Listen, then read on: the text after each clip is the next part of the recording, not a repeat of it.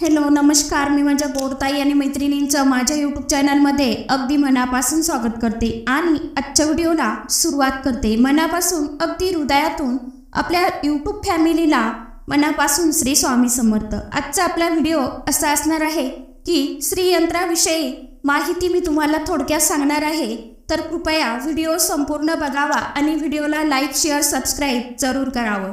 चला तर मग वेळ न लावता व्हिडिओकडे जाऊया. आणि हो, एक महत्त्वाचं म्हणजे एक सांगेन की काल एक कमेंट अशी आली होती की तुमची अवांतर बडबड जास्त होती. तर माहिती सांगणं, कोणताही विषय असो तर माहिती सांगणं हे माझं काम आहे. आणि मी डायरेक्ट जर कोणतीही माहिती तुम्हाला सांगितली तर त्याचं तुम्हाला कुठलंही महत्त्व समजणार नाही. तर त्या दादाला मनापासून धन्यवाद. चला तर मग आजची माहिती जाणून घेऊया श्रीयंत्राबद्दल. आता आपण ज्या घरामध्ये श्रीयंत्र असते त्या घरात माता लक्ष्मीचा सुगंध नेहमी दरवळत असतो.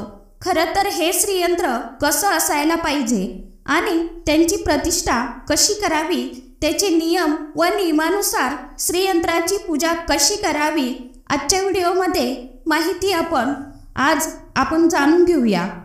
आता श्रीयंत्राला बरोबर आपण घेताना श्रीयंत्राला बरोबर नीट पारखून घ्यायचं आहे.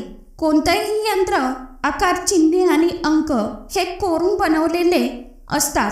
कोणत्याही यंत्राचा पुरेपूर लाभ घेण्यासाठी ते योग्य प्रकारे बनवणे आवश्यक असते.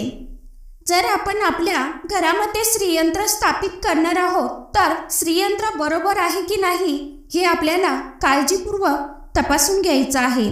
चुकीच्या श्रीयंत्राची पूजा केल्याने कोणताही फायदा आपल्याला होणार नाही. माता लक्ष्मी ही स्वतः धनाची देवी आहे. संपत्ती अर्पण करण्याऐवजी तिची पूजा केल्यास फायदा होईल. अशा स्थितीत दिवाळीला लक्ष्मीप्रिया श्री प्रवेशाची पूजा करावी. असे घ्या श्रीयंत्र. श्रीयंत्राचे केवळ धार्मिक महत्त्व नाही तर मन शांत करण्याची आणि सकारात्मक ऊर्जा वाढविण्याची शक्ती देखील आहे. ते एखाद्या मंदिरातून योग्य आणि सिद्ध ब्राह्मण किंवा तंत्र तज्ज्ञाकडून घ्यावं, किंवा तुम्ही ऑनलाईन ऑर्डर करून घेत असाल तर काळजीपूर्वक तपासून घ्या. जर तुम्ही श्रीयंत्राची स्थापना करणार असाल तर एखादा शुभ मुहूर्त बघावा. जर तुमच्या घरात श्रीयंत्र असेल तर त्याची एखाद्या पूजेच्या ठिकाणी स्थापना करावी. म्हणजे श्रीयंत्राची स्थापना आपल्याला खरं तर देवघरामध्येच करायची आहे. त्याचाही व्हिडिओ मी सविस्तर बनवेन आणि तुम्हाला शेअर करेन. आणि देवतेप्रमाणे त्याची नियमित पूजा करावी. शुक्रवारी माता लक्ष्मीसोबत श्रीयंत्राची पूजा करा. श्रीयंत्र बसवल्यानंतर त्या श्रीयंत्राची रोज नित्यनेमाने पूजा करावी, कारण पूजा न केल्याने त्याचे अपेक्षित फळ मिळत नाही. याशिवाय त्याचा नकारात्मक परिणाम सुद्धा होऊ शकतो. शुक्रवारी श्रीयंत्राची पूजा जर तुम्ही घरी श्रीयंत्र ठेवत असाल तर ते पूजेच्या ठिकाणी ठेवा आणि त्याची देवतेप्रमाणे नियमित पूजा करावी. शुक्रवारी लक्ष्मी मातेसोबत श्रीयंत्राची पूजा ही अवश्य करावी. श्रीयंत्राची स्थापना झाल्यावर त्याची रोज पूजा करावी.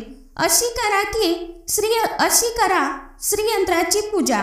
श्रीयंत्राची पूजा लोभाच्या भावनेने नाही तर सुख शांतीच्या भावनेने करावी. यानंतर शुक्रवारी सकाळी स्नान करून ताटात श्रीयंत्र ठेवावे. लाल कपड्यावर ठेवा. श्रीयंत्राला पंचामृत म्हणजे दूध, दही, मध, तूप आणि साखर मिसळून स्नान घालायचं आहे. स्नान घातल्यानंतर गंगेच्या पाण्याने किंवा आपल्या घरातील पाण्याने स्वच्छ धुवून घ्यायचं आहे श्रीयंत्र आपल्याला, म्हणजे स्नान घालून घ्यायचं. आता श्रीयंत्राची पूजा करण्यासाठी लाल चंदन, लाल फुले, अबीर, मेहंदी, रोळी. आता रोळी म्हणजे जो पचरंगी सूत असतं ते, अक्षदा, लाल वस्त्र अर्पण करा. मिठाई अर्पण करा आणि धूप, दीप, दिवा लावायचा आहे. कापुराने आरती करावी. दिवा हा शक्यतो तुपाचाच लावायचा आहे.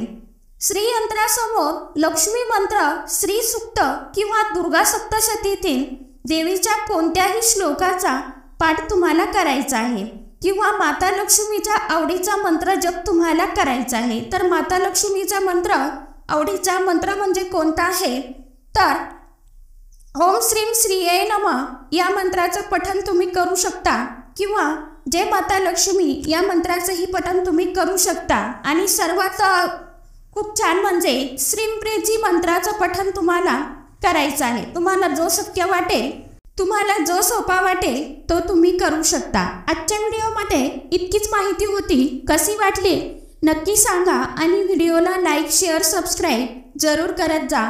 धन्यवाद। श्री स्वामी समर्थ।